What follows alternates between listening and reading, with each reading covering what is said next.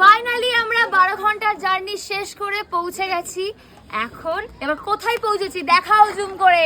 কিন্তু পৌঁছানোর জন্য যেটা হয়েছে যে আমরা কিছুতে ট্রেন পাচ্ছিলাম না, একদম যেভাবেই হোক আসতে হবেই, ছুটি নষ্ট করা যাবে না। তাই জন্য বাঙালি মানুষ, বাঙালির মাথায় একবার চেপেছে যে হ্যাঁ বেড়াতে যাবো, তারপরে বেড়াতে যাবোই।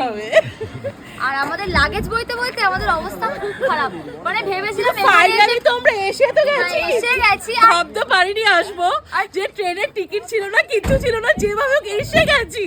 আর এবার তোমরা এবার অন্তত গেস করে বলো স্টেশনের নাম দেখে যে আমরা কোথায় এসেছি এবং কোথায় যাচ্ছি আর কোথায় যাচ্ছি।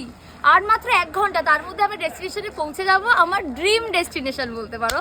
তারপরে গিয়ে তোমাদেরকে বলতে হবে যে আমরা কোথায় এসেছি। আর এখনো শেষ সুযোগ আছে কিন্তু তোমাদের কমেন্ট করে এক্ষুনি জানাও যে আমরা কোথায় এখন যাচ্ছি, প্লিজ।